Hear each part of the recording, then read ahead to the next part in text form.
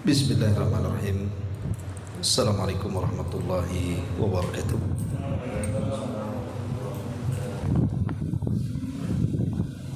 Alhamdulillah wassalatu wassalamu ala rasulillah wa ala alihi wa sahbihi wa mawalah wa la hawla wa la quwata illa billahi wa ba'du. Alhamdulillah, di malam hari ini Allah Subhanahu wa taala masih memberikan nikmat kepada kita sehingga kita bisa berkumpul untuk berthalabul ilmi,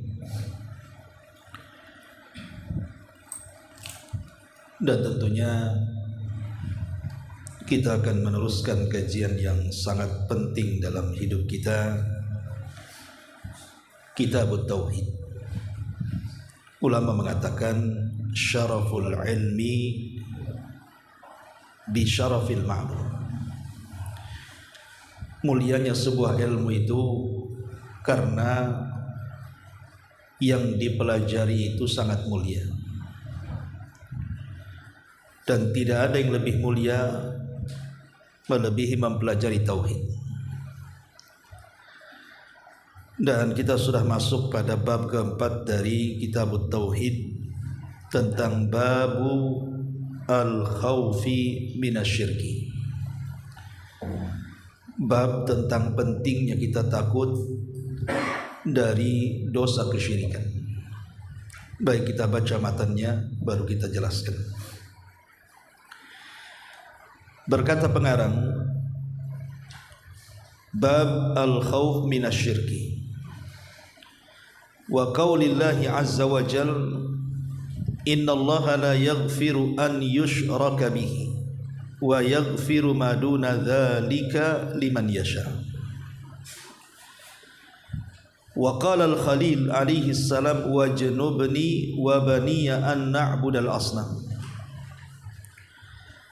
Wa fil hadithi akhwafu ma akhafu alaikum asyirkul asghar. Fasu'ila anhu faqala ar-riya. Wa Ibni Mas'ud radhiyallahu an anna Rasulullah sallallahu alaihi wasallam qala, man mata wa huwa yad'u min dunillahi niddan dakhala an-nar. Rawahu al-Bukhari wa li Muslimin an Jabir radhiyallahu an anna Rasulullah sallallahu alaihi wasallam qala, man laqiyallaha la yushriku bihi syai'an dakhala al-jannah wa man laqiyahu yushriku bihi syai'an dakhala an-nar. Bab pentingnya kita takut dari kesyirikan. Firman Allah Subhanahu wa taala dalam surah An-Nisa ayat 48, sesungguhnya Allah Subhanahu wa taala tidak akan mengampuni siapapun yang menyekutukan dengannya, dan mengampuni dosa selain itu bagi yang dikehendakinya. Dan berkata Al-Khalil, maksudnya Ibrahim alaihi salatu wassalam, yang dicantumkan dalam surah Ibrahim 35, ya Rabb, jauhkan diriku dan anak keturunanku dari menyembah berhala. Dan disebutkan dalam hadis yang dikeluarkan Al-Imam Al-Bukhari dan yang lainnya, sesuatu yang paling aku takutkan menimpa kalian adalah syirik kecil. Kemudian Nabi ditanya apa itu, maka Rasul mengatakan riya. Kemudian dari Abdullah bin Mas'ud radhiyallahu an, Nabi sallallahu alaihi wasallam bersabda, barang siapa yang mati dan dia sedang menyeru selain daripada Allah sebagai tandingan, maka dia masuk neraka. Dan ini lafaz daripada Bukhari. Adapun lafaz dari Muslim, dari hadis Jabir, semoga Allah meridainya, Nabi bersabda, barang siapa yang berjumpa dengan Allah, dia tidak menyekutukan Allah dengan apapun, maka dia akan masuk surga. Dan barang siapa yang berjumpa dengan Allah dan dia menyekutukan Allah dengan sesuatu, maka dia masuk neraka. Ma'asyiral muslimin yang dimuliakan Allah Subhanahu wa taala, ini di antara matan dari bab yang kita akan kaji. Baik, kita akan bahas dalilnya satu persatu. Di sini Allah Subhanahu wa taala berfirman di dalam surah An-Nisa, Innallaha la yaghfiru an yushraka bihi wa yaghfiru ma duna dzalika liman yasha. Sesungguhnya Allah tidak akan mengampuni dosa orang yang menyekutukan dengannya dan mengampuni dosa selain itu bagi yang dikehendakinya. Dari ayat ini kita tahu bahwa dosa yang paling besar dari seluruh dosa adalah kesyirikan. Kenapa kemudian syirik ini sebesar-besarnya dosa sampai tidak diampuni pelakunya? Pertama, karena kesyirikan itu adalah bentuk tasbih, di mana Allah Subhanahu wa taala diserupakan dengan makhluknya, dan ini sebuah pelecehan. Tidak mungkin Allah disamakan dengan makhluknya. Makhluk ini lemah, sementara Sang Pencipta itu kuat. Makhluk ini fakir, sementara Sang Pencipta itu kaya. Makhluk ini tidak berdaya, sementara Sang Pencipta itu kuat. Bagaimana akan disamakan antara zat yang maha kuat, perkasa, kaya dengan makhluk yang hina, lemah dan tidak perkasa? Tentu ini sebuah pelecehan terhadap Allah Subhanahu wa taala. Kemudian yang kedua, kenapa kesyirikan itu sebesar-besarnya dosa? Karena sebagaimana ayat yang disebutkan dalam surah An-Nisa ini, di mana Allah ancam siapapun yang menyekutukan Allah Subhanahu wa taala tidak akan pernah diampuni dosanya, kecuali kalau dia bertobat sebelum kematiannya. Tapi kalau dia mati dalam posisi dia sedang menyekutukan Allah, maka dia tidak ada sama sekali kesempatan masuk surga. Kalau masuk neraka, dipastikan kekal di dalamnya. Kemudian yang ketiga, bahwa kesyirikan itu tegas-tegas Allah Subhanahu wa taala mengatakan dalam ayat yang lain, Allah haramkan surga padanya. Jadi Allah mengharamkan surga bagi orang-orang yang menyekutukan Allah Azza wa Jalla. Sementara di akhirat itu tidak ada tempat kecuali dua, surga dan neraka. Imma orang masuk neraka atau imma orang masuk surga. Kalau diharamkan surga, dipastikan masuk neraka. Kemudian yang keempat, karena kesyirikan ini bisa membatalkan seluruh amalannya.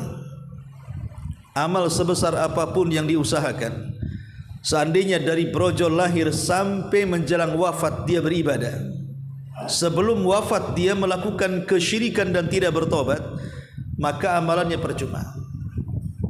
Jangankan lagi kita, sekelas Nabi saja ditegur oleh Allah Subhanahu wa taala, la in asyrakta la yahbatanna amaluka wa la takunanna minal khasirin. Hai Muhammad, kalau engkau menyekutukan Allah Subhanahu wa taala, lebur hancur amalan dan engkau termasuk orang yang rugi. Artinya sekelas Nabi saja kalau menyekutukan Allah, percuma titel kenabiannya, karena tidak ada manfaat amalannya. Apalagi di luar daripada para nabi seperti kita yang tidak punya amalan.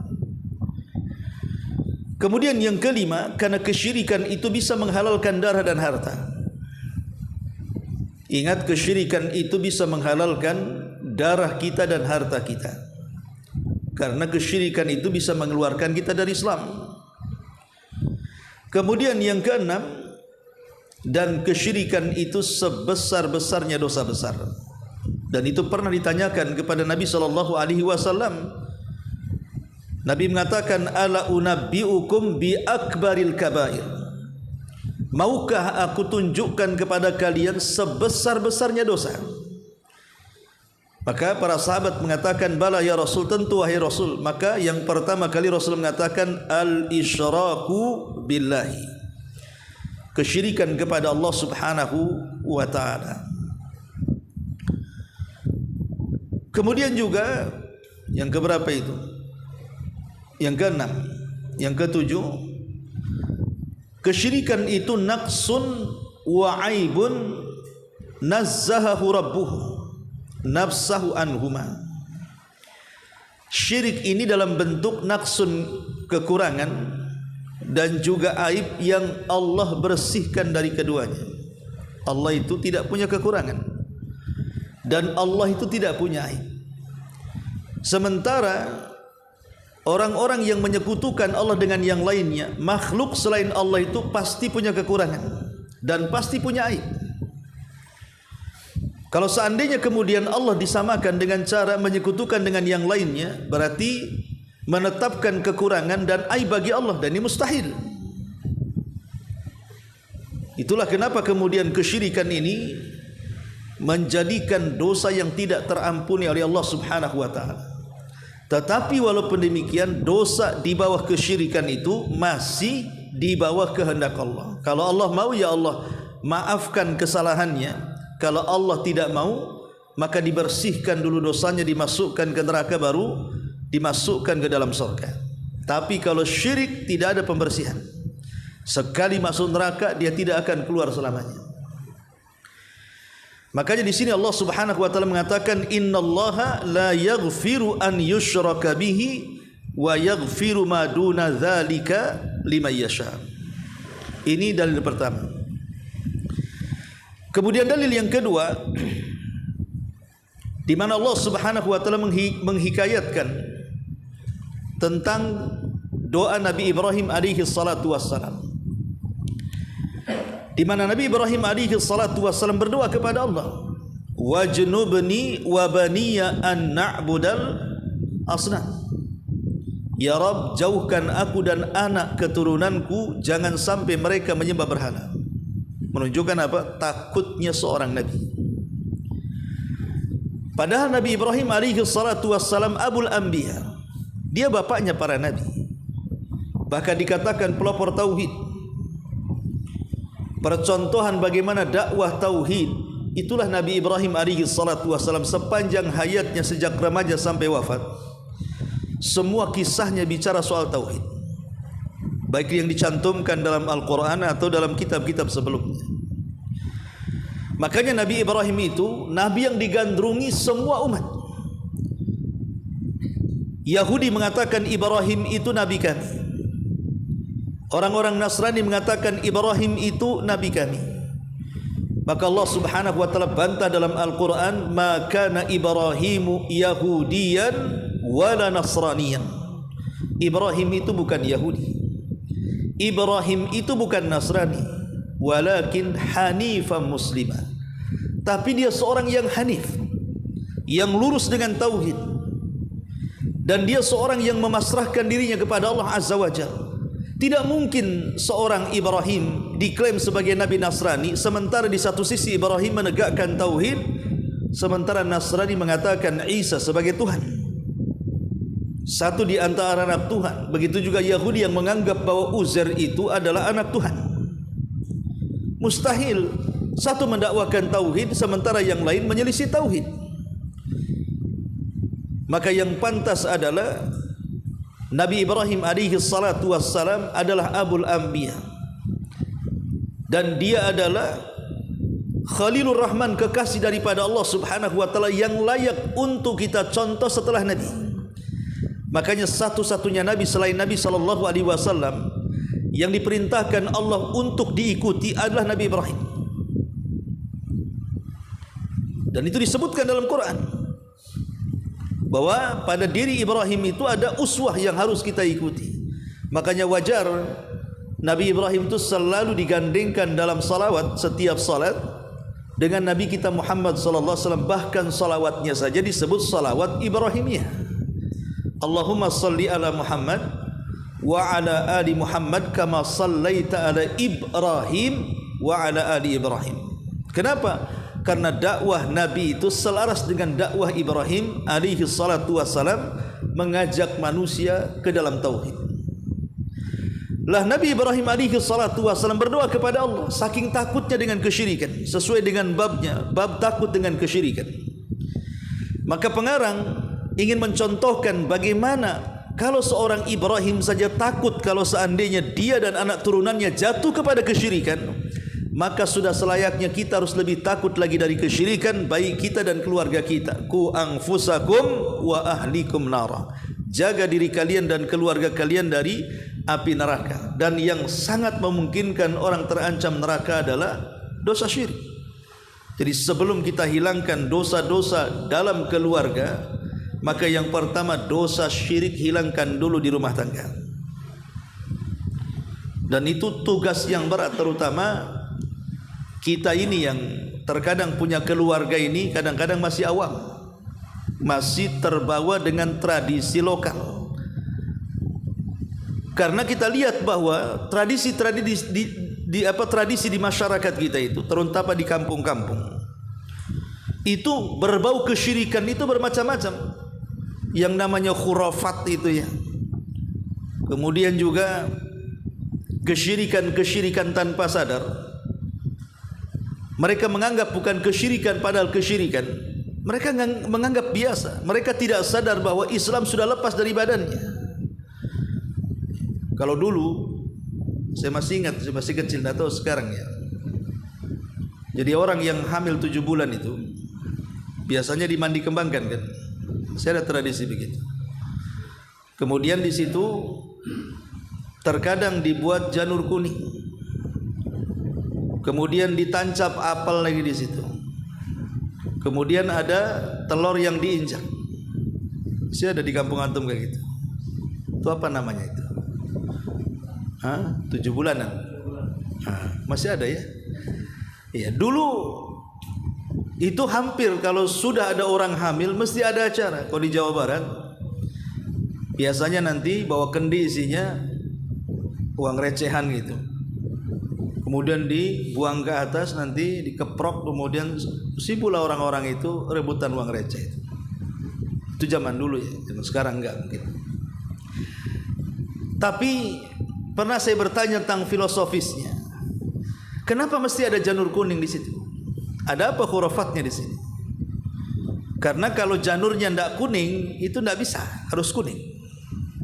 Dan tidak bisa diganti daun lain, daun kelapa, umpamanya daun talas gitu kan, tidak bisa, harus janur. Dan buahnya pun harus apel. Rupanya di situ ada khurafatnya. Alasannya apa?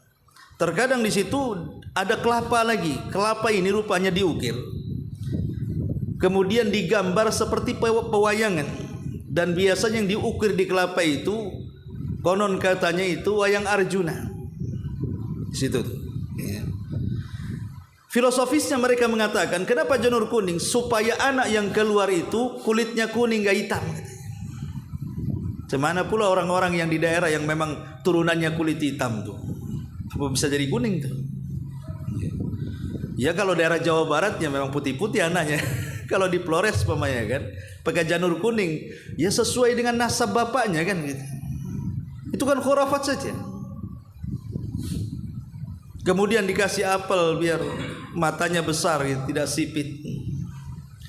Kemudian juga kenapa dikasih kelapa, kemudian diukir wayang Arjuna. Konon kalau lahir anak laki-laki seperti Arjuna. Padahal kita tidak pernah melihat kalau di Indonesia. Kalau wayang golek itu biasanya ya ada Arjuna. Kalau pengen seperti Arjuna ya keluar seperti wayang golek lah. Kayak keluar kayu kan. Kalau orang Jawa pakai kulit lah kan itu. Lainnya ke filosofi lah. Tokoh Arjuna sendiri bukan muslim. Kenapa digambar?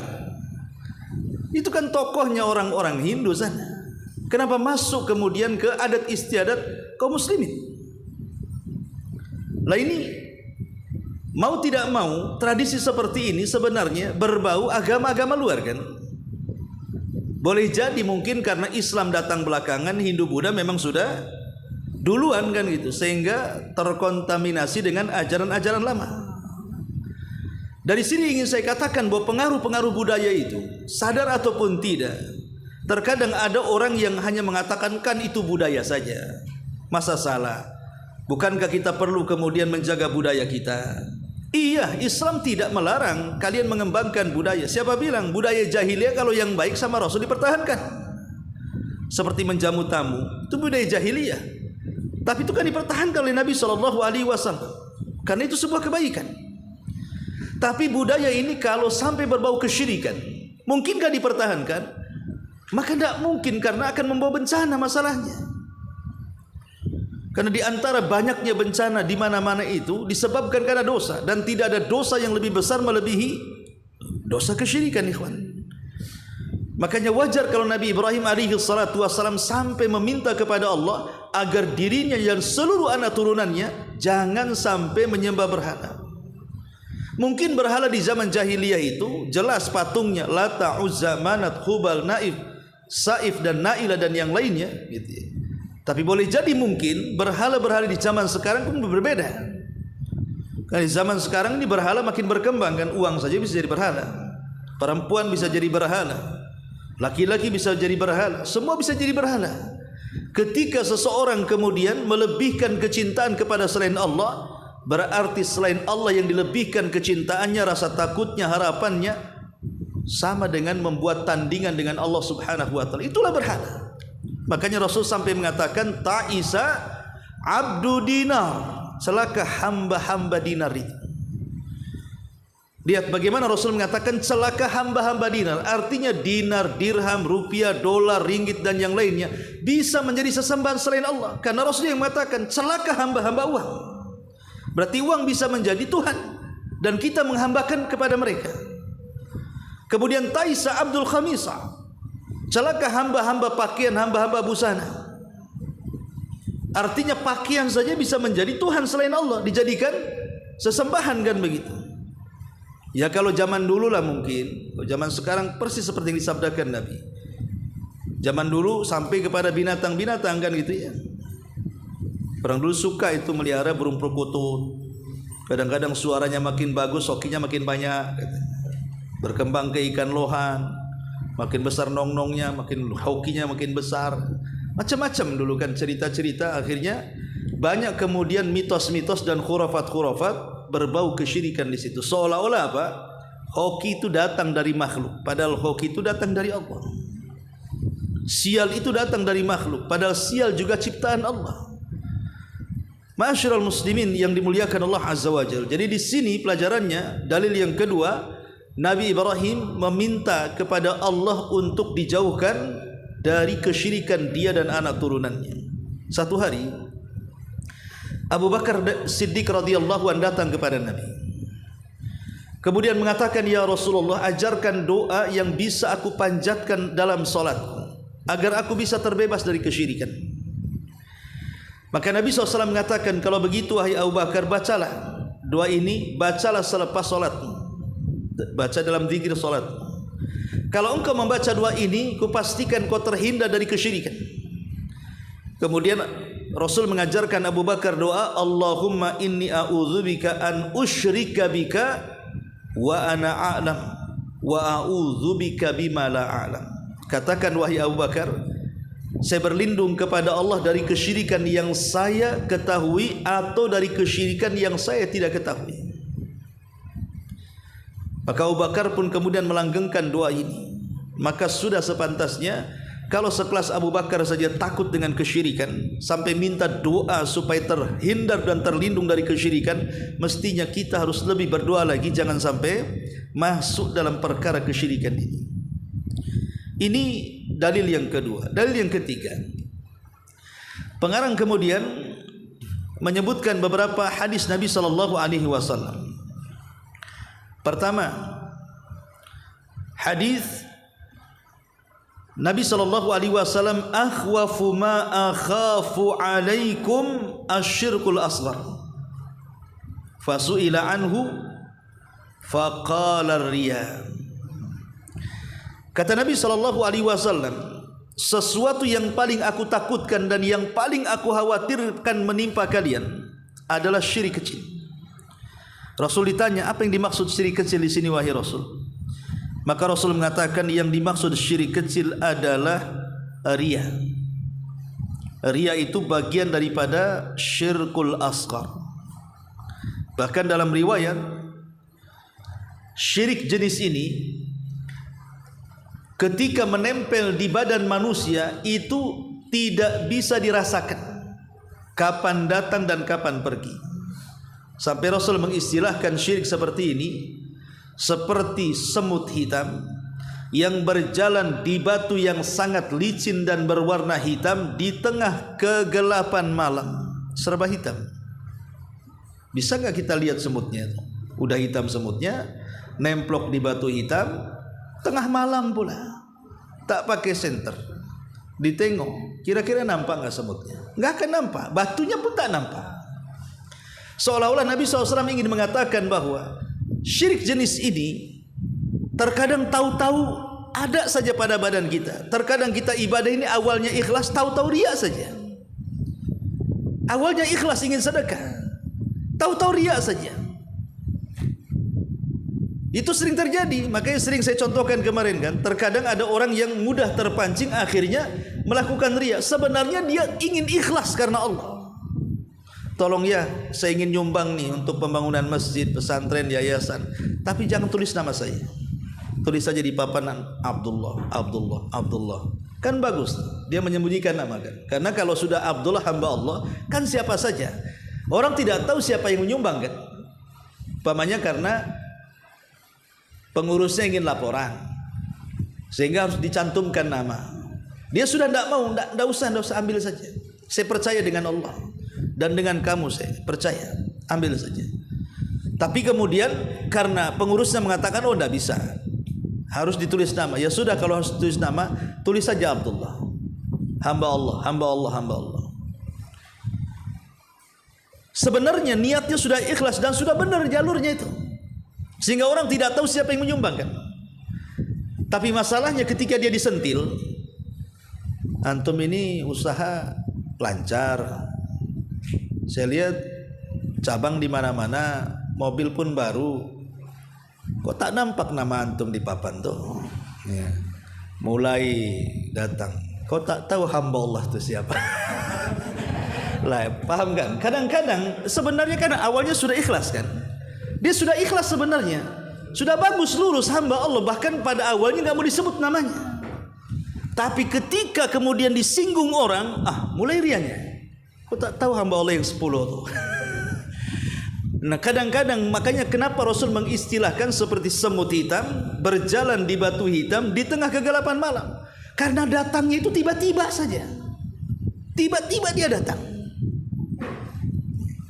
Atau terkadang umpamanya seseorang kemudian dihabarkan, akhi antum kenal si anu enggak? Kata pengurus masjid itu, kenal itu tetangga saya, usahanya Masya Allah gitu. Ya memang dia, saya tahu walaupun dia tukang jual es keliling, tapi Masya Allah beliau baik. Kata pengurus masjid, iya beliau tiap bulan sering datang ke masjid, terkadang ngasih nyumbang 500, 1 juta gitu, tapi tidak mau disebut namanya itu. Akhirnya kemudian antum datang itu kawan itu, tadi saya ketemu pengurus masjid, rupanya antum sering nyumbang. Kemudian antum bilang, masa sih? Iya. Ngomong apa dia? Nah, mulai itu kan. Ngomong apa tuh Pak Imam tuh? Begini-begini. Waktu ngomong ada berapa orang di situ? Mulai dikejar-kejar tuh. Kenapa? Mulai sedap dia. Harusnya kan dia tepis kan? Nggak benar itu. Mungkin yang lain itu, bukan saya. Harusnya kan begitu. Nggak ada saya nyumbang. Tapi kalau dia sudah mengejar, betul nih dia ngomongin saya. Waktu ngomong pakai corong nggak? Nah, mulai ini. Ini kalau sudah ngejar-ngejar itu namanya sum'ah. Sum'ah itu merasa lezat pendengaran dia kalau merasa dapat pujian. Kalau yang tadi riya, itulah bedanya riya dengan sum'ah tuh. Kalau riya itu dilihat, kalau sum'ah didengar. Pendengarannya sedap kalau dipuji, makanya dia dikejar tuh orang itu dengan pertanyaan sampai dia puas. Dan dua-duanya bagian daripada syirkul asghar, syirik kecil. Makanya kenapa di sini Nabi SAW sampai merasa takut, karena kalau syirik besar sudah jelas. Tapi syirik kecil ini samar masalahnya. Dia tahu-tahu datang saja, tahu-tahu nempel saja. Jangankan itu, jangankan bicara semut yang di batu hitam di kegelapan malam. Semut yang berjalan di baju saja kita tidak tahu kapan naiknya. Kok udah tahu udah di atas saja semut nih. Kapan dia naiknya? Kapan ke bawah anginnya? Kita tidak tahu. Lah begitulah datangnya kesyirikan. Wajar kalau Abu Bakar Siddiq radhiyallahu an sangat khawatir dengan kesyirikan ini. Sampai-sampai minta kepada Rasul perlindungan dengan beristiazah kepada Allah agar terbebas dari syirik besar ataupun syirik kecil yang diketahui atau yang tidak diketahui. Allahumma inni a'udzubika an usyraka bika wa ana a'lam wa a'udzubika bima la a'lam. Ya Allah, aku berlindung kepadamu dari kesyirikan yang saya ketahui atau dari kesyirikan yang saya tidak ketahui. Ma'asyiral muslimin yang dimuliakan Allah Azza wa Jalla, bahaya riya ini. Dijelaskan bahaya riya ini.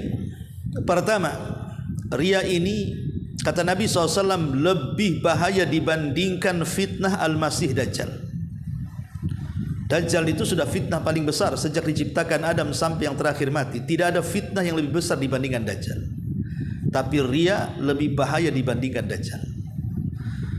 Nabi SAW mengatakan, ala ukhbirukum bima huwa akhwaf alaikum indi minal masihid dajjal. Maukah aku habarkan kepada kalian, kata Rasul, sesuatu yang paling aku takutkan menimpa kalian melebihi fitnah Dajjal? Maka sahabat mengatakan, tentu wahai Rasul. Maka Rasul mengatakan, asyirkul khafi, syirik yang tersembunyi. Contohnya, an yakumar rajul fayusalli fayuzayyin salatahu lima yara min nadhari rajulin. Seseorang laki-laki yang menegakkan salat, kemudian dia hiasi salatnya hanya karena ingin dilihat manusia. Boleh jadi kalau makmum, untuk riya mungkin bisa saja terjadi, tapi jarang. Kalau salat berjamaah itu yang banyak memungkinkan riya biasanya imam. Kenapa? Karena dia yang bersuara masalahnya. Dia yang memimpin. Ya. Terkadang imam ini kalau jamaahnya biasa-biasa saja, ya biasa saja yang dibaca, kulhu sama inna a'tayna kan itu. Sekali yang di belakangnya pejabat datang, mulai dipanjangkan. Sudah ndak kulhu lagi, mulai an-naba. Bacaannya juga ndak biasa, difasih-fasihkan. Kayak 17 tahun di Arab. Fasih-fasihkan sama dia supaya nangkep mantap kan gitu ya. Rukunya dipanjang-panjangkan. Itu biasa seperti itu. Makanya kenapa jadi imam itu juga harus pilih-pilih. Enggak sembarang. Rasul mengatakan fal ya ummukum ahadukum aqraukum. Hendaklah orang yang jadi imam di antara kan orang yang paling aqra, yang paling duluan hijrahnya, yang paling duluan tahu sunnahnya dan begitu seterusnya. Karena dia membimbing orang di belakangnya masalahnya. Tapi di sini Nabi SAW mengatakan, lah syirik ini disebut khafi namanya, syirik samar tadi. Karena datangnya tiba-tiba. Entah kenapa kemudian saya ingin melantunkan surat lebih panjang. Awalnya sih ya biasa-biasa saja, sebagaimana dia imam ya biasa saja. Tapi gara-gara di belakangnya ada orang penting, mulai dia kemudian membagus-baguskan suaranya. Lah ini salah satu contoh yang dicontohkan Nabi SAW bahwa kesyirikan seperti ini lebih bahaya dibandingkan Al-Masihid Dajjal. Tentu bertanya-tanya, apa yang jadi bahaya? Kenapa riya itu lebih bahaya dibandingkan fitnah Dajjal? Karena Dajjal itu jelas, kata ulama, jelas ada tanda kafir di dahinya, kafaroh, jelas. Matanya keluar satu, buta sebelah kan gitu. Jelas kakinya pincang, jelas sifat-sifatnya. Kalau ketemu pun tahu itu Dajjal. Tapi riya ini tidak jelas masalahnya, datangnya tiba-tiba dia. Itulah yang menjadikan Nabi SAW sangat khawatir dan ketakutan dengan kesyirikan seperti ini. Dan dihimbau para sahabatnya untuk lebih takut kepada riya. Kemudian yang kedua, riya ini asyaddu fatkan minadh-dhi'bi fi ghanami. Dia lebih bahaya dibandingkan serigala yang memangsa kambing yang keluar dari kawanannya. Bayangkan kalau ada kambing keluar dari kawanannya, datang serigala lapar, dan itu memang makanannya, dipastikan habis tuh kambing itu dimakan serigala. Gak mungkin tersisa, apalagi dia sedang lapar. karena dia nggak punya otak kan itu. Pasti taunya kalau binatang itu makan sikat kan itu. Tapi ria itu lebih bahaya dibandingkan serigala yang mencabik-cabik kambing yang keluar dari kawanannya. Nabi SAW sampai mengatakan, ma dhi'bani ja'iani ursila fi ghanamin bi afsada min hirsil mar'i 'alal mali wasyarafi lidini. Kata Rasul, tidaklah dua serigala yang lapar diutus kepada kambing yang keluar dari kawanannya, tidaklah berbahaya, tidaklah lebih merusak, kata Rasul, dibandingkan seseorang yang sangat rakus terhadap harta dan kemuliaan. Rakus terhadap harta dan kemuliaan.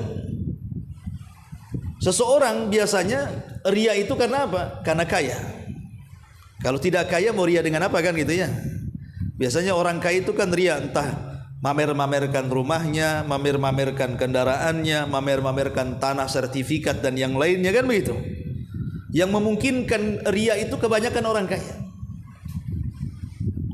Yang penting nampak rumah depannya bagus, masuk ke dalam dah karuan konstruksinya. Yang penting kan bagus, dipandang orang. Ataupun yang mencari kemuliaan, pamannya dia RT, RW atau apa gitu kan. Terkadang orang itu tidak mau menyebut namanya, titelnya lu yang disebut.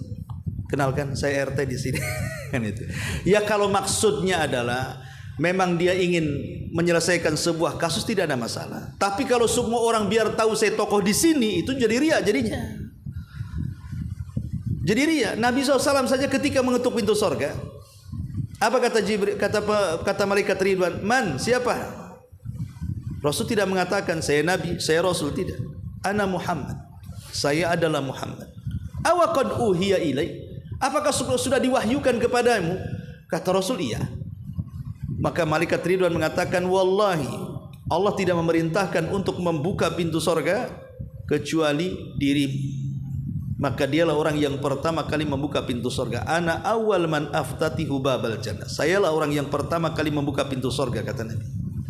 Lihat, Nabi saja dia tidak menyebut detailnya kan, dia sebut namanya. Menunjukkan apa? Tawadhu gitu loh, menunjukkan rendah dirinya Nabi SAW. Padahal dia seorang Nabi, seorang Rasul, ulul azmi. Dia lebih mulia dibandingkan para malaikat, tapi dia menyebut namanya. Itu contoh ketawaduan Nabi SAW. Lah di sini dikatakan, kenapa dua serigala yang dikirim ke kambing dan dua serigala sedang lapar, kemudian kambingnya habis dimakan, dicabik-cabik, dicakar, tidak lebih rusak dibandingkan orang yang rakus dengan dunia dan kehormatan? Karena kalau dua serigala yang memakan kambing, kalau sudah kenyang selesai. Pamannya dua serigala dikasih makan, udah kenyang, tidak mungkin dia ngejar kambing yang lainnya. Selesai, sampai dia lapar lagi.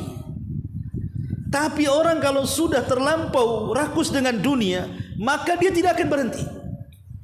Bila perlu sikut kanan, sikut kiri, sundul atas, injak bawah, mau apa saja dia bisa lakukan. Apalagi orang yang gila dengan kemuliaan. Maka dia bisa menindas orang sebanyak-banyaknya untuk mempertahankan kemuliaannya, kedudukannya, jabatannya, kepemimpinannya, dan begitu seterusnya. Ya. Lihat seorang pemimpin negara itu kalau lengser, menyedihkan gitu. Terkadang ada istilahnya apa?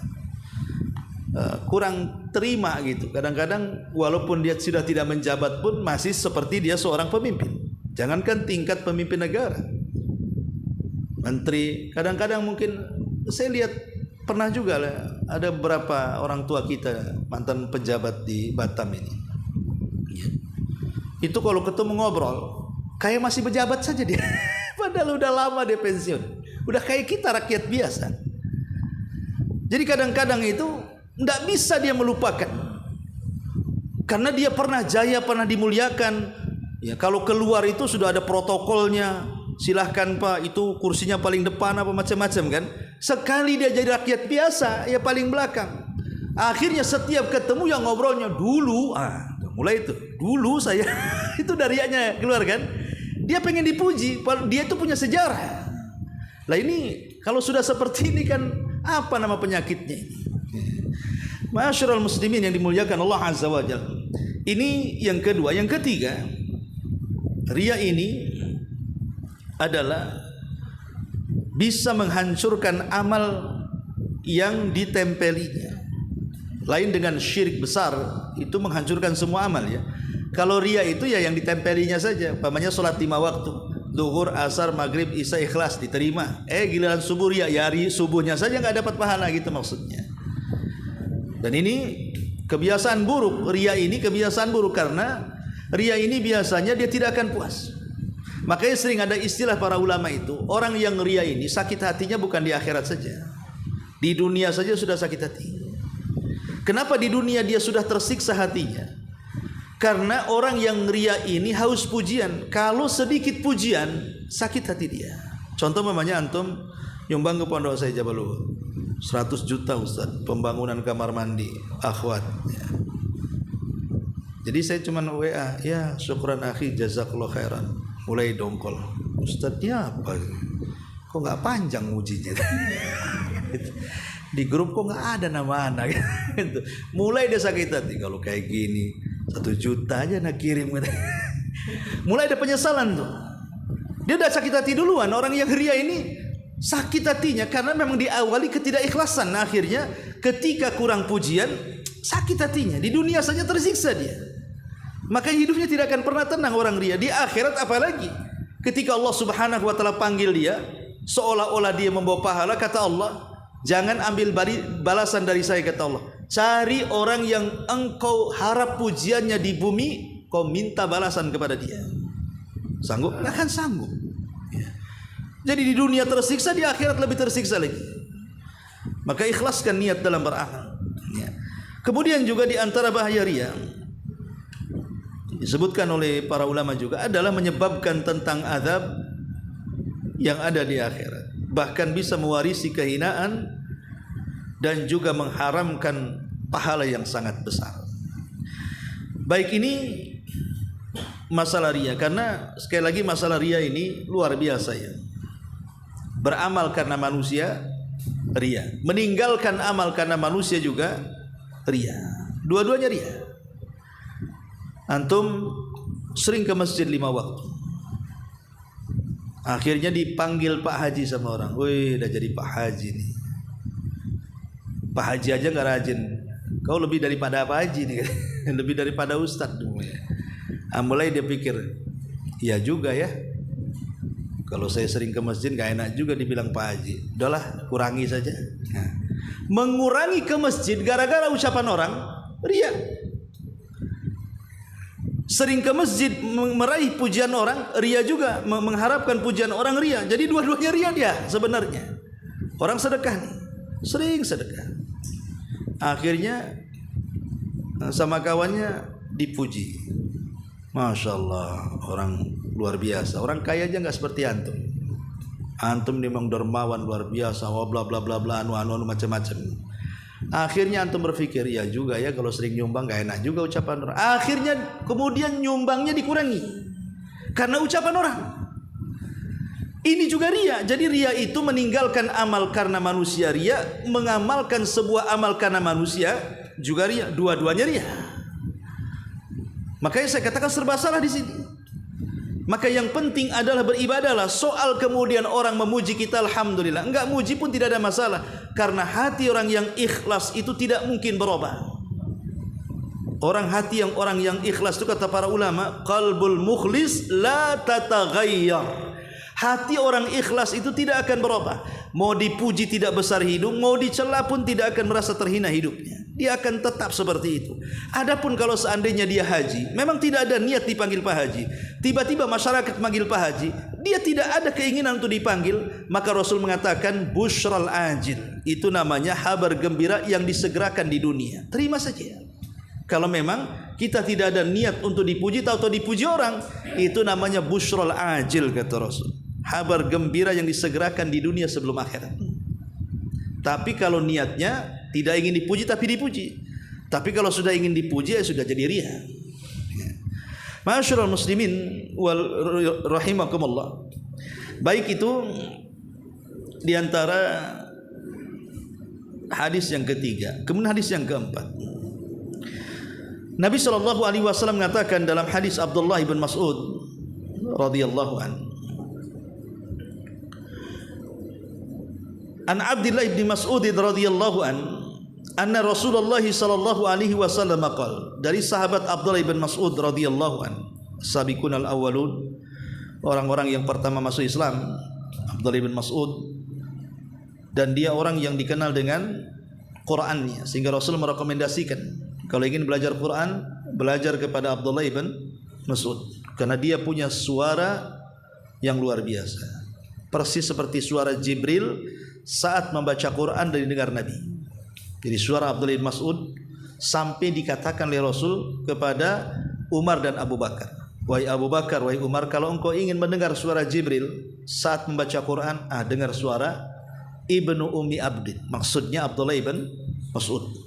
Memang sahabat luar biasa, sabiqunal awwalun, hijrah 2 kali ke Habasyah, kemudian juga ke Madinah. Lah Abdullah bin Mas'ud mengatakan, Nabi SAW bersabda, man mata, siapa yang mati, wa huwa yad'u min dunillah, dan dia menyeru kepada selain Allah, dan dijadikannya tandingan selain Allah itu, dakhalan nar, maka Allah ancam dia akan masuk neraka.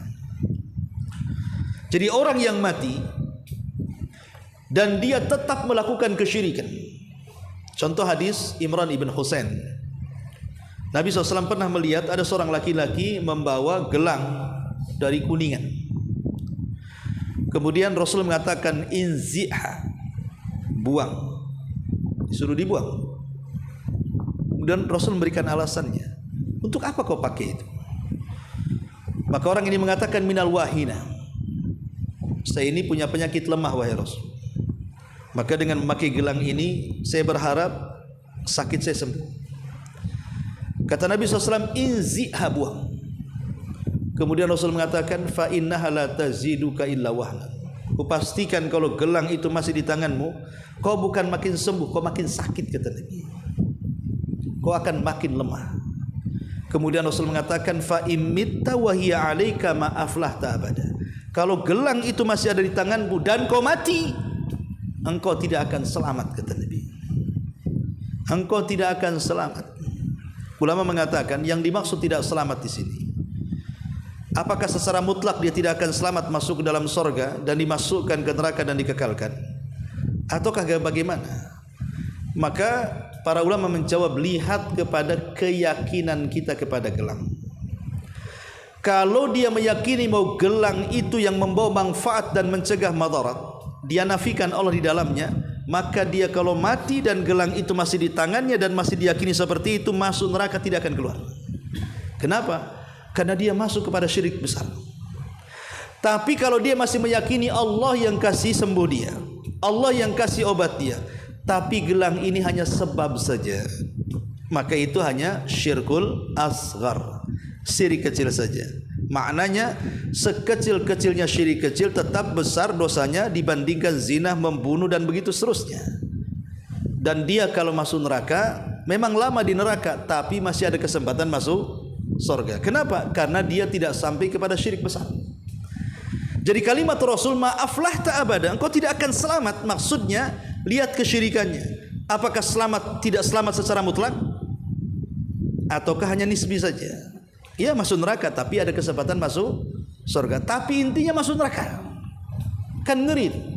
Makanya di sini Nabi mengatakan, siapa yang mati sementara dia menyeru kepada selain Allah sebagai tandingan, maka dia akan masuk neraka. Persis seperti apa? Hadis Imran bin Husain tadi. Kata Rasul, kalau gelang itu masih di tanganmu, engkau tidak akan selamat. Ya, dan rata-rata di masyarakat, terutama yang dakwah tauhid, kurang masuk. Saya dulu pernah jalan-jalan ke Pulau Moro, ya, Samsul Saleh, waktu itu musim durian kebetulan. Jadi saya lihat ada satu perkampungan di agak jauh sih dari pulau itu, pulau apa namanya? Banyak anak-anak kecil di situ. Rata-rata menggunakan gelang dari benang berwarna kuning, entah di leher, entah di kaki, entah di perut, hampir sampai ke bayi-bayi. Jadi saya penasaran waktu itu, nanya sama anak kecil tuh, ini gelang dari mana? Dia bilang bapaknya. Kemudian saya iseng saja tanya sama orang situ, kok anak-anak sini pakai gelang ya? Maksudnya dari benang itu. Dia bilang diambil dari kuburan keramat katanya. Itu ada kuburan keramat ya. Jadi ambil dari situ, ada juru kuncinya. Kok maksudnya apa ini? Jadi mereka mengatakan ini supaya anak-anak itu tidak mudah terkena penyakit. Anak-anak itu tidak mudah lemah katanya, alasannya. Nah, ini kan menjadikan benang seolah-olah bisa menangkal kesialan anak-anak dari penyakit kan. Padahal kita tahu bahwa kalau dalam dunia medis, ikhwan, dunia medis itu kan ada 3 ya. Pertama, ada yang berdasarkan nas Quran dan juga sunnah bahwa sesuatu itu obat. Maka kalau memang sesuatu obat berdasarkan Quran sunnah, makan. Walaupun mungkin ya kadang bisa menyembuhkan, kadang tidak. Yang penting itu secara nas Quran dan sunnah obat, nggak apa-apa kita konsumsi. Seperti habatus sauda. Rasul mengatakan habatus sauda adalah obat setiap penyakit. Ya nggak apa-apa, kita coba saja. Sembuh nggak sembuh urusan Allah kan begitu. Karena memang hadis mengatakan seperti itu. Atau air zam-zam, ataupun minyak zaitun, ataupun berbekam, fasdu dan begitu seterusnya. Itu kan ada nasnya. Kalau ada nasnya, coba saja, tidak ada masalah, tidak ada hukumnya. Karena berobat itu mubah saja kan itu. Kemudian yang kedua, memang tidak ada Quran, tidak ada sunnah menyuruh kita untuk berobat, tapi ada penelitian pakar. Entah dia pakar dari kedokteran, dari farmasi, dari herbalis, dari memang praktisi kesehatan, mungkin meneliti akar tumbuhan tertentu bisa mengobati ini itu.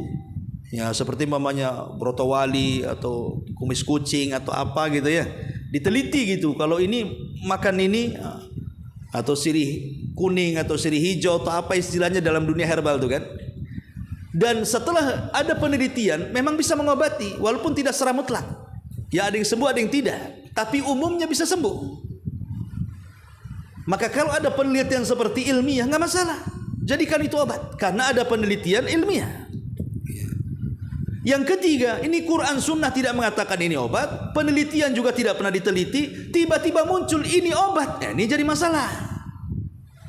Seperti benang yang tadi saya katakan, pernah diteliti, setahu saya benang itu di tukang jahit, ya kan? Kalaupun dijual ya di toko-toko tailor kan, di rumah di apotek mana antum bisa beli benang di sana kecuali benang untuk operasi. Ya.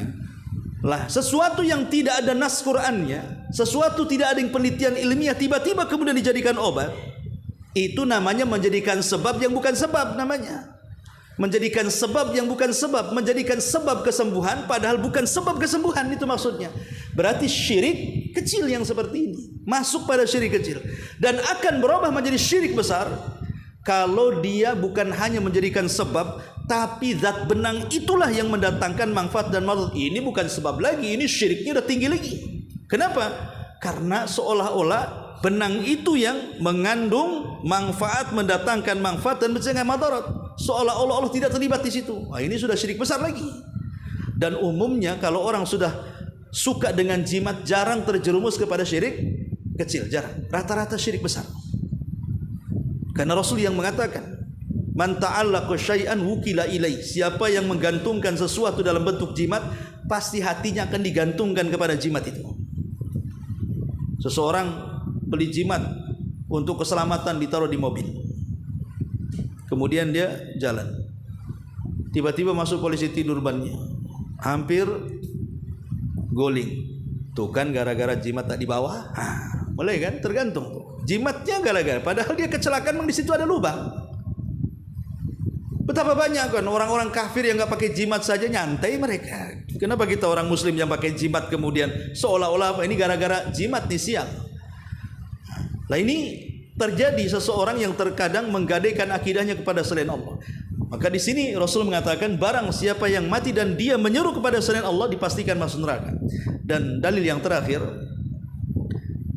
dikeluarkan oleh Imam Muslim dari hadis Jabir radhiyallahu an, Rasul mengatakan man laqiya Allah la yusyrik bi syai'an dakhalal jannah wa man laqiyahu yusyrik bihi syai'an dakhalan nar. Siapa yang berjumpa kelak pada hari kiamat dengan Allah, dia tidak menyekutukan Allah sama sekali, maka dia akan masuk surga. Tentu kalimat masuk surga ada dua cara.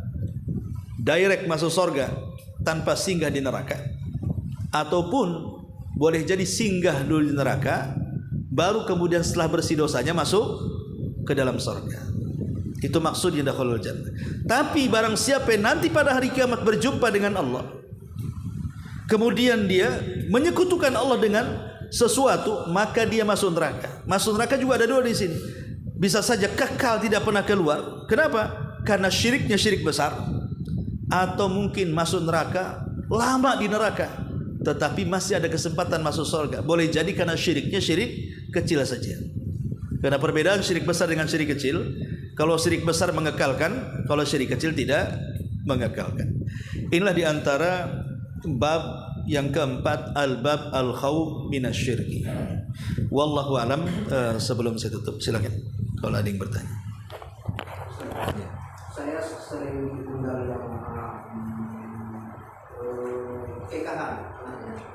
Terus di situ saya datang, rupanya ada bersaji. Pertanyaannya, apa buku bersaji itu dan boleh nggak saya sikap saya?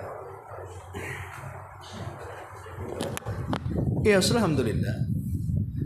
Ya, acara-acara yang terkadang di masyarakat ini, ya ada terkadang kesyirikannya, ada bid'ahnya, ada yang mungkarnya, ada maksiatnya, ya ada yang sama sekali tidak ada. Itu acara-acara di masyarakat umumnya kayak gitu kan.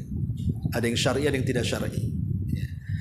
Tapi kalau yang dimaksud antum buku tadi itu kan hanya mengkisahkan sejarah Nabi sebenarnya. Isinya itu hanya bicara soal sejarah Nabi di dalamnya, cuma dilagu-lagukan. Ada memang beberapa lafaz di dalamnya yang mengandung unsur penyimpangan. Ya. Tapi kalau seandainya kita hadir di situ, ya cukup, umpamanya kita diundang akikah. Rupanya ada acara-acara yang di luar dari syar'i, nggak usah kita ikut acaranya. Kita hadir karena sebagai hak muslim kepada muslim yang lainnya, bahwa idza da'aka fa'ajibhu. Kata Rasul, kalau engkau diundang wajib datang. Jadi kita hanya mengamalkan hadis ini saja, bahwa saya punya hak untuk datang karena saya seorang muslim, dia seorang muslim, dia undang saya, maka wajib. Kalau tidak, saya berdosa. Kita datang sebagaimana umumnya akikah, ya makan di situ, pulang, ya selesai. Kita datang kepada keluarga walimatul arusnya, kita doakan kebaikan untuk anaknya, dah pulang. Jadi tidak perlu kemudian terlibat kalau memang ada acara-acara yang tidak ini. Tapi kalau umpamanya acaranya melampau, ya seperti pernikahan itu kan wajib datang. Tapi di situ ada artis, ada goyang dompet, apa istilahnya kan, ada minuman keras, ada apanya di situ yang banyak syahwat syubhatnya di situ, maka gugur kewajibannya. Antum tidak datang pun tidak ada masalah, karena antum menjaga agama. Ya. Tapi kalau antum ingin datang, maka datanglah sekedarnya, datang, makan, pulang. Dah, nggak usah lama-lama. Ya, makan, datang, kita doakan ke yang mempelai, dah balik, selesai. Berarti kewajiban kita sudah gugur. Tapi kalau memang membahayakan sekali, membahayakan syahwat dan syubhat, karena penuh dengan syahwat dan syubhat, yang tidak apa-apa. Ulama mengatakan tidak datang pun tidak ada masalah. Wallahu a'lam. Iya. Istri itu kadang puji-puji terus, Apa itu? istri. Istri antum pengen dipuji, ya nggak apa-apa kalau yang puji antum mau suaminya. Ya nggak masalah kalau suaminya puji saya dong gitu banyak. Karena antum tidak pernah muji, ya nggak masalah dia minta pujian. Tapi ya maksudnya itu tidak berlebihan. Mungkin dia dalam rangka bercanda, minta dipuji, ya nggak masalah dipuji. Cantik nggak saya bang? Itu kan minta dipuji kan? Itu nggak ria. Kalau antum jujur malah dosa. Aduh, sakit hati malah si istrinya kan. Bilang cantik, ya kan aja lah kan itu. Kan itu minta dipuji, kalau dipujinya begitu tidak ada masalah. Kecuali kalau dia, bang saya tadi infak ke masjid loh, kasih tahulah orang. Nah, itulah lain tuh. Nah, itu sudah lain, dan jatuhnya ke riya amalan kan. Tapi kalau di rumah, gimana bang makanan saya, baju saya cocok nggak warna dengan kulit saya, boy? Ya nggak ada masalah, itu kan minta dipuji. Bohong pun tidak ada masalah, tidak berdosa. Karena dusta yang dibolehkan itu juga dusta dalam keharmonisan rumah tangga, selama tidak berlebihan. Kalau dusta sampai meretakkan itu haram, dan itu sedusta-dustanya kedustaan. Contoh seorang istri, dia berdusta kepada suaminya, bang itu suami tetangga itu kalau saya pulang dari pasar selalu nengokin saya bang, padahal tidak pernah, atau mungkin sekali-kali dia nengok. Geramlah suaminya kan, kurang ajar, masa dia istri saya mau lecehkan. Nah, itu tidak boleh kalau dusta seperti itu. Itu bisa meretakkan rumah tangga kan. Maksudnya dusta antara suami istri saja dalam rumah. Nah, minta dinilai istri habis mungkin naro-naro barang. Gimana bang, ini bagus nggak nih, lemari taruh sini, meja taruh sini. Puji saja, yang puji habis nggak masalah. Ya. Nggak masalah walaupun ada dustanya. Tapi jangan kemudian dibanding-bandingkan dengan yang lainnya. Ya sih betul, tapi tetangga nampaknya lebih bagus. Udah dipuji, jatuhin ya berdosa. Wallah. Dibandingkan dengan artis kan.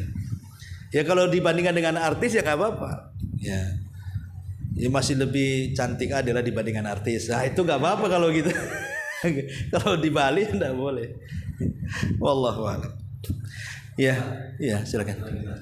Itu kalau seperti kita ngobrol dengan anda itu pasangan kadang ceritain orang lain, itu masih Gibah.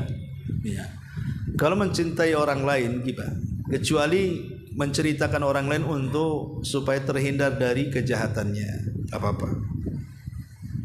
Umpamanya istri mengatakan, bang, janganlah sama kayak orang itu tuh.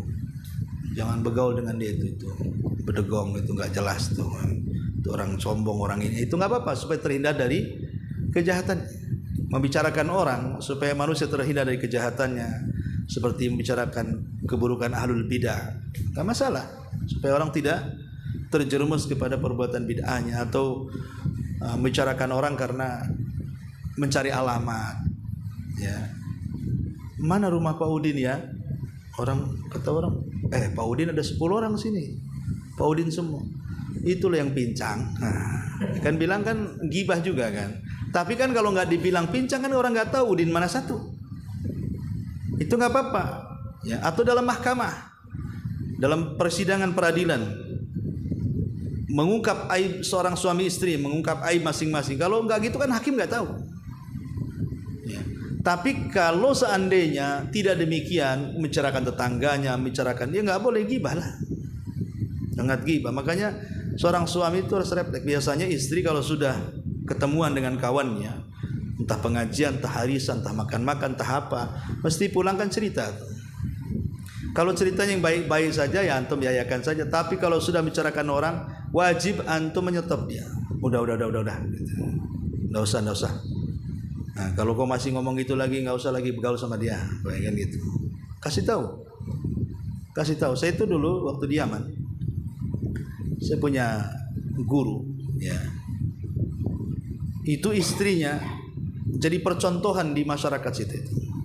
Jadi kalau ada dia sedang kumpul habis taklim, kumpul sama ibu-ibu itu kalau sudah mulai bicarakan orang, bangkit pulang.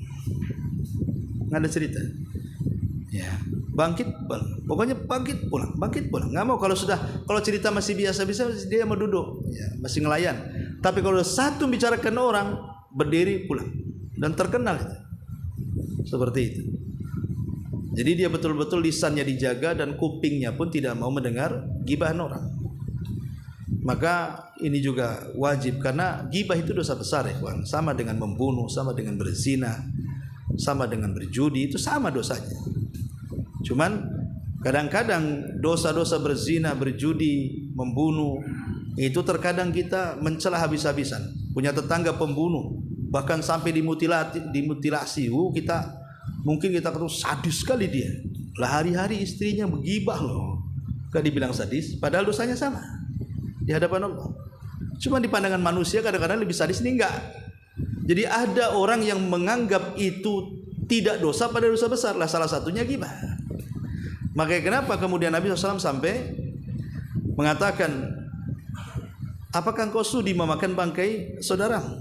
Kalau betul-betul ada bangkai saudara kita kemudian kita lapar dan suruh memakan, enggak mau kita. Tapi ghibah ini lebih daripada orang memakan bangkai. Karena terkadang kalau kita memakai bangkai orang, satu orang.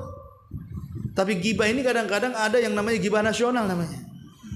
Betul-betul ghibah nasional. Nah, biasanya kalau berkenaan dengan masalah politik, antum loh tukang bawang kok cerita kementerian. Yang bukan ahlinya ngapain cerita? Itu namanya ghibah nasional kadang-kadang kan. Dan itulah kadang-kadang bahaya medsos itu. Semua jadi ahli siasi, ahli politik, padahal bukan ahlinya, dibicara di yang bukan bidangnya. Sudahlah geluti di situ saja. Kalau Anda bengkel, sudah geluti aja di bengkel. Tukang bangunan, geluti di bidang bangunan. Ngapain tukang bangunan cerita politik? Nggak nyambung sebenarnya. Ya. Karena terkadang berlebihan, akhirnya isinya mencaci maki si fulan. Padahal dia tidak tahu. Sebagian orang-orang di atas kan tidak semua jelek, ada juga yang baik. Mereka sudah menghabiskan waktu, biaya apa, kita nggak tahu. Ya, cuman karena isu ini kadang-kadang yang membuat orang kafir, berita-berita di medsos itu, perkara dusta itu ikhwan, kalau diulang-ulang, itu kadang-kadang jadi benar jadinya.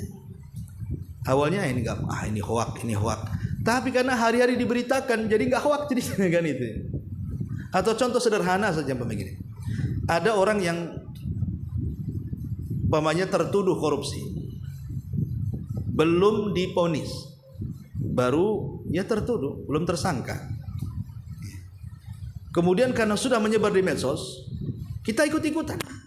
Wah, rupanya si anu korupsi namanya. Contoh umpamanya, setelah kemudian disidangkan, rupanya dilepas sama pengadilan. Entah bagaimana caranya pengadilan melepas dia. Apa kata kita? Koruptor kok dibebaskan. Nah ini kan sudah ghibah. Koruptor kok dibebas. Apa anda hadir di persidangan? Kemudian apakah kemudian hakim tidak punya pertimbangan? Akhirnya kan sudon kepada orang kan. Kenapa kita kan koruptor kok dibebaskan? Apa urusan anda dengan dia kan gitu ya? Kalau seandainya dia korupsi, dia akan menanggung dosa rakyat Indonesia. Dia orang yang paling bangkrut pada hari kiamat. Yang nuntut dia bukan satu orang. Satu Indonesia nuntut dia di hadapan Allah. Karena bagaimanapun dia makan uang rakyat kan. Itu urusan dia dengan Allah Azza wa Jalla. Kenapa kemudian kita katakan seperti itu? Dan kalau tidak, kemudian kita menuduh, berarti kita sudah menggibah dia. Kapan kita minta maafnya sama dia? Maka sebaiknya sudahlah kita sibukkan dengan sesuatu yang bermanfaat saja. Wallahu a'lam. Baik, sampai di sini subhanakallahumma bihamdika asyhadu an la ilaha illa anta astaghfiruka wa atubu ilaik. Allahu taala alam. Assalamualaikum warahmatullahi wabarakatuh.